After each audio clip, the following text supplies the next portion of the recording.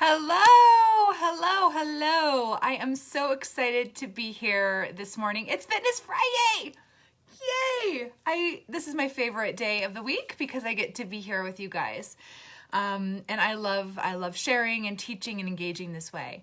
So I'm gonna ask you, if you're here today, to please engage with me, talk to me. Let me know you're here. It helps me stay on task. And hi, Ari, good morning. And allows me to just really focus in on what we need. So today our topic was brought to the attention of the group from Heather Hill, who has been a client of mine and a friend. And she's an athlete, like a lot of us. Thank you for engaging. Thanks for the hearts. She's an athlete, like a lot of us are. And she had a question in our tribe about, how do we get our mind managed around, out exercising our diet? Or if I eat this, it's okay because I'm going to go out and do this. Or I did this today, so it's okay that I eat this. Yeah, that is a vicious cycle that can really wreak havoc on your health and your fitness and just your mindset. So I want to talk to you a little bit about that. And the title of this is Unhooking from the Diet Culture. The diet culture is everywhere. So I want to digress just a bit this morning because I woke up and I was like, oh, I'm going to talk about all this science, and I'm going to talk about, your basal metabolic rate and, the thermogenic effect of activity and all of these things. And I'm still going to give you a little bit of that because I think it's vital to this. But really, I just want to go here first. Okay? The first thing I want to tell you all is that it's not your fault. It's not your fault, and there's no judgment. Diet culture it's like they have inundated our world. They have told us so many untruths. Society and our culture has put us on this path of we have to exercise and eat right in order to lose weight. And if you don't, you're some type of bad person, right? Or it's not a moral defect if you go to McDonald's. Our culture is like we're inundated with it, you guys. One in every three children is obese in this country. 1 in every 3. 2 out of every 3 adults are overweight, if not right this second, right now. We live in a culture that talks about and wants us to spend billions of dollars, and we do, into gimmicks, diets, fads, the next greatest, latest thing, and teaches us what we should be exercising, how we should be exercising, telling us to do this way and that way. And all the while, we're also being inundated with this diet culture, which tells us that, okay, you have to do keto, you have to do veganism, you have to do low carb, high carb, low fat, all of these things. Meanwhile, they're producing food that is chemically, scientifically proven to have the right amount of salt, sugar, and fat in it that actually changes how your brain functions, and it actually lights up the same way that it does if you do cocaine. Chemically changes our food in order to light up our brains to be addicted to it in our culture. We live in a society that is like a food carnival, you guys.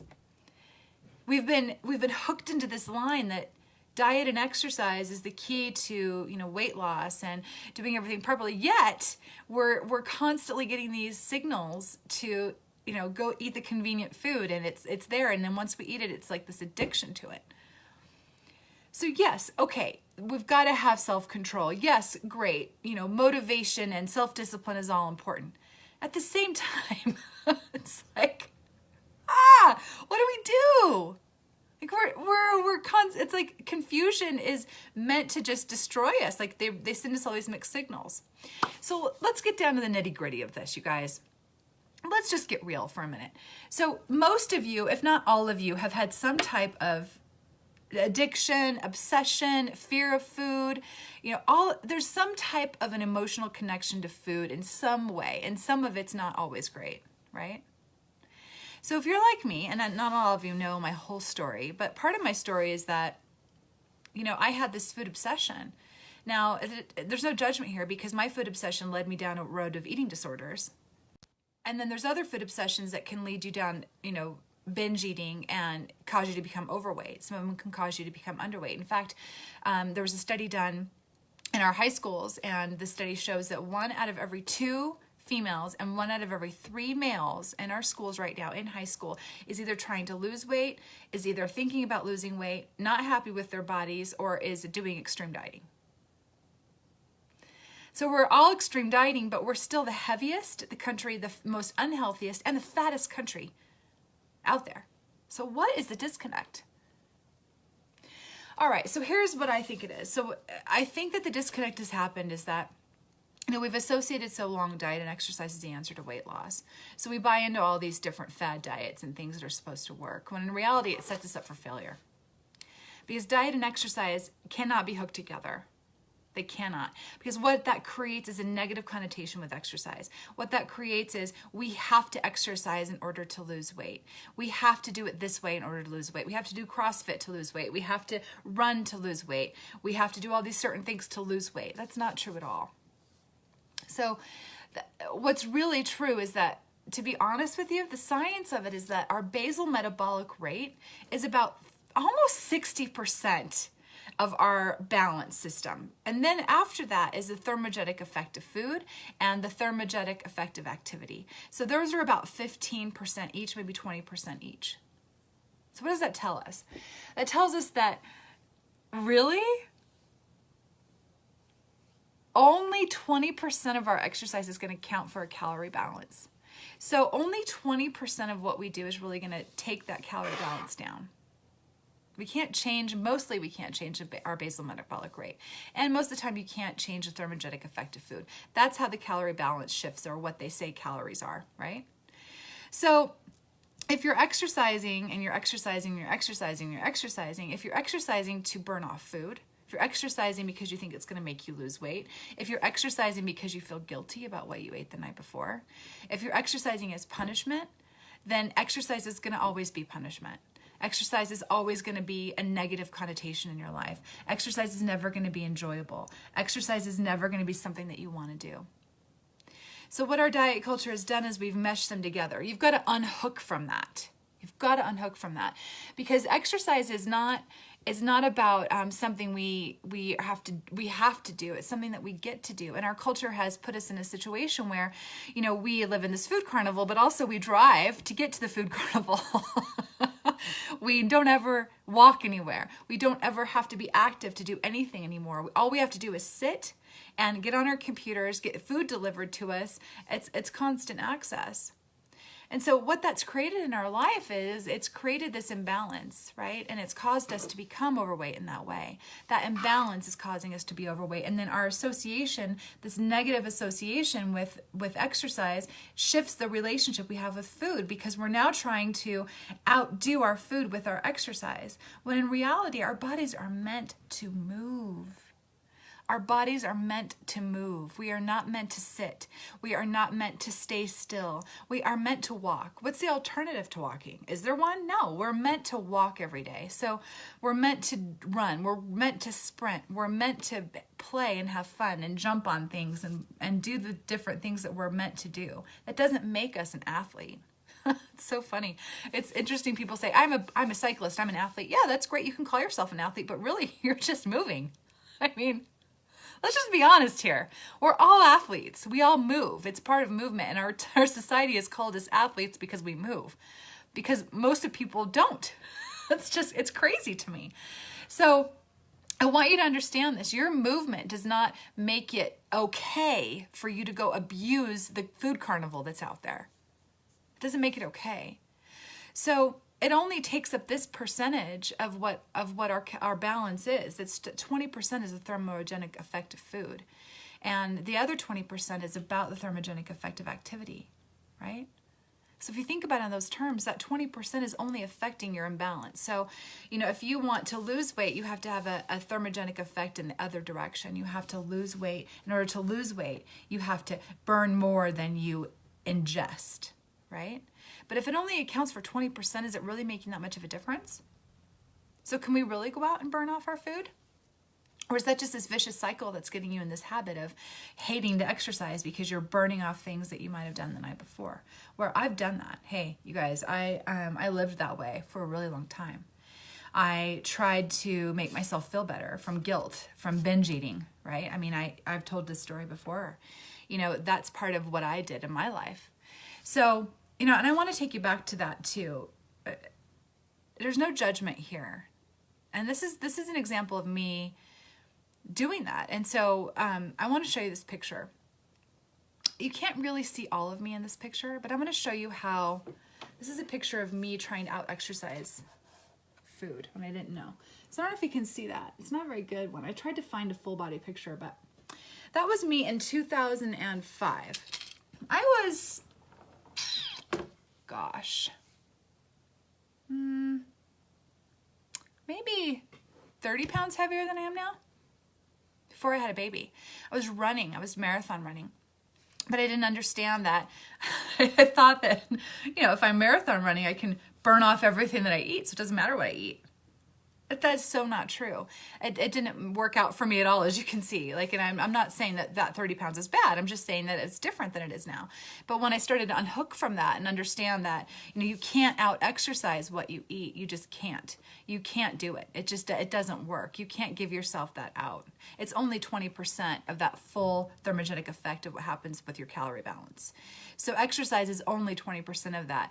Then another 15 to 20% is the thermogenic effect of food when you eat it, what that does and how much you burn doing that. The rest of it is your basal metabolic rate, meaning just what you sit down doing, or your basic rate of what you do in a day.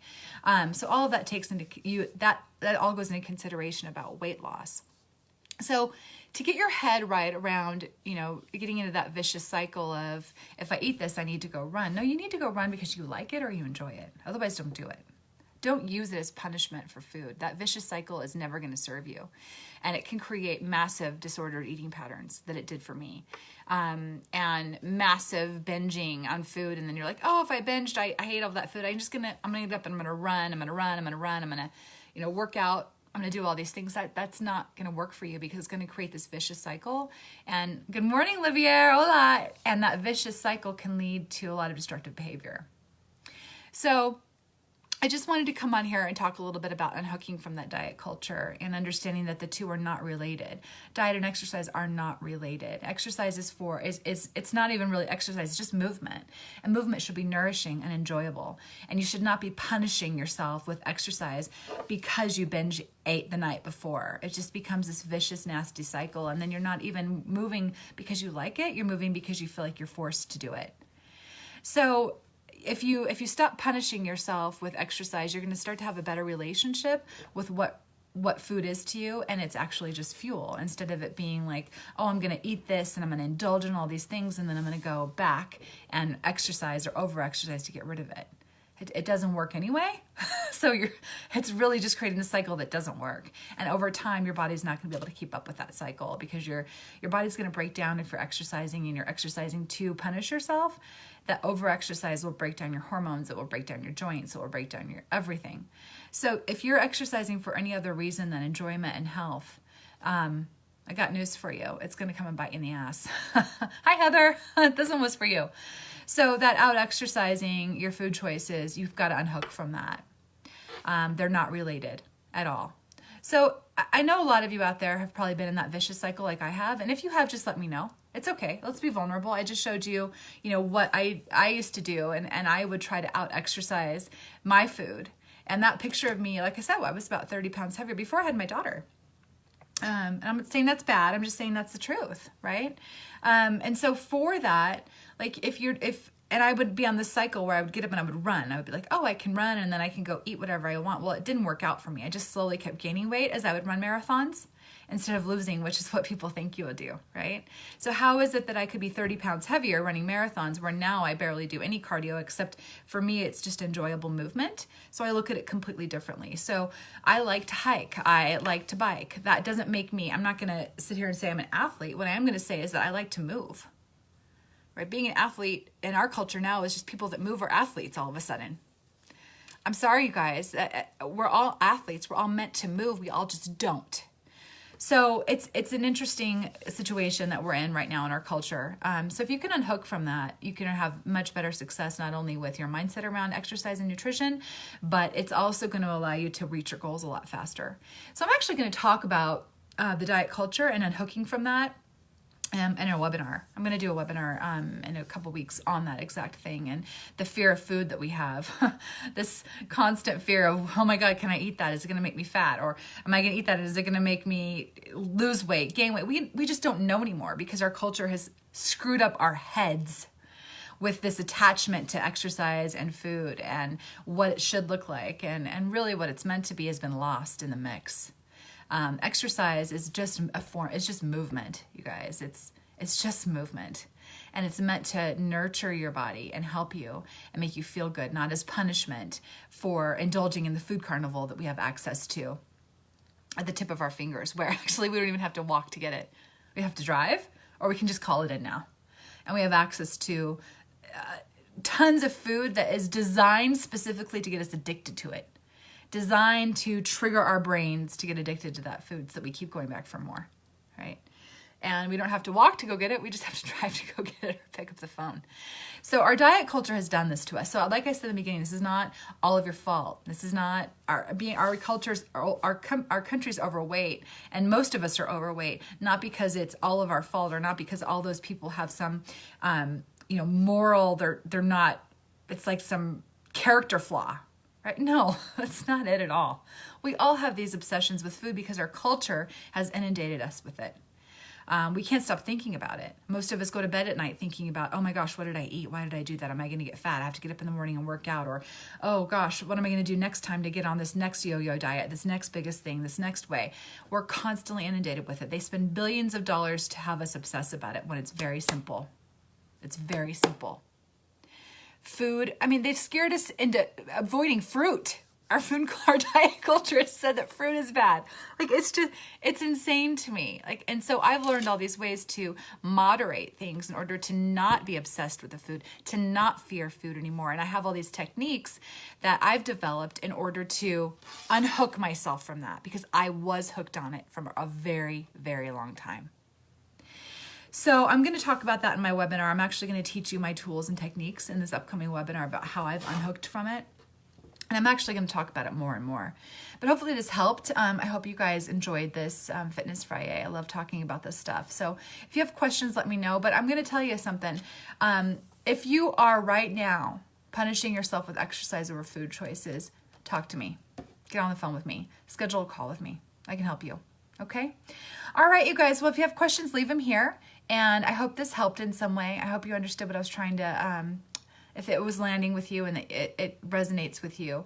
And so again, that's just kind of one way to unhook from that diet culture and, that obsession with exercising our food choices. All right, guys, happy Friday. I will see you next week, and then we'll vote on what we want to talk about. Okay? All right, guys, bye.